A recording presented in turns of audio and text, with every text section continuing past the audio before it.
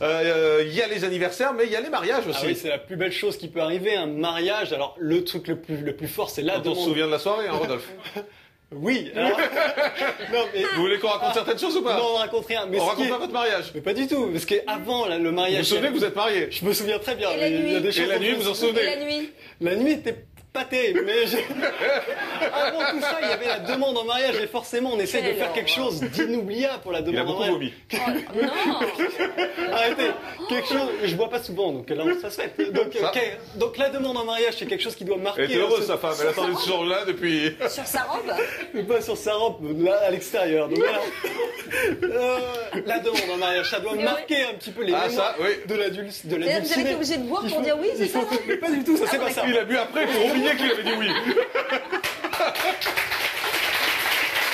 c'est sympa. Donc avant mes problèmes d'alcoolisme, il y avait la demande en mariage. Et donc la demande, il faut faire quelque chose d'exceptionnel, quelque chose qui sorte de l'ordinaire. Et la personne que je vais vous présenter a emmené sa petite amie dans l'émission qu'elle préfère, hein, c'est l'émission de Rachel Ray. Il en a profité pour faire sa demande. Ça donne alors vous lui avez offert une gerbe, c'est si beau. Excellent. This is my girlfriend Gretchen.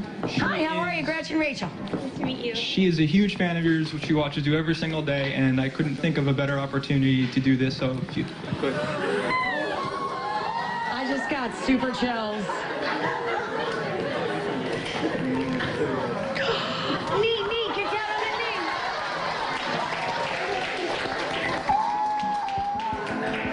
Oh, he's shaking.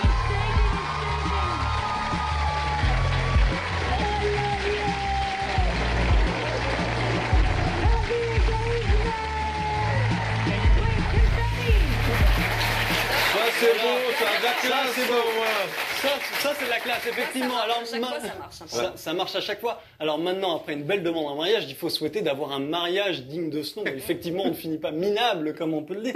Mais là, en l'occurrence, pour avoir un super mariage, je conseille aux jeunes couples américains de participer à l'émission Wedding Wars, hein, la guerre des mariages. Alors le principe est simple, c'est un peu comme Koh-Lanta avec des couples dont le but est de gagner la compétition pour gagner le plus beau mariage. C'est-à-dire que c'est financé par la production. L'épreuve du jour, par exemple, c'était gagner la pièce montée parfaite, $2500.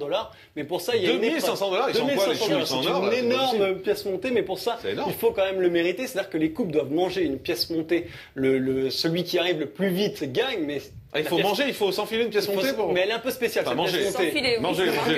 Cette pièce montée est un peu spéciale, c'est un mélange de roquefort, de pâté et de bouffe pour chien. Alors forcément, c'est très télégénique si vous dînez à cette heure-là. C'est pour ça que vous avez vomi. C'est pas besoin d'alcool quand vous allez voir ça. Oui, on parle de vomi en plus, regarde. $500. This is probably the nastiest cake I've ever tasted. For all those out there that think that they can do this, no, you can't. Oh my God.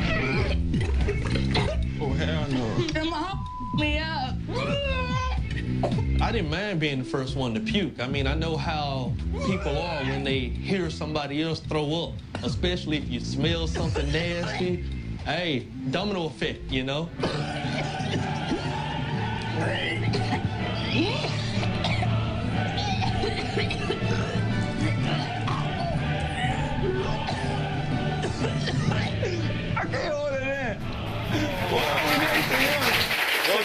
C'est un peu des images de mon mariage en quelque sorte. Ah oui, c'est un peu ça. Merci beaucoup, Rodolphe de la Boulée, pour ces images venues du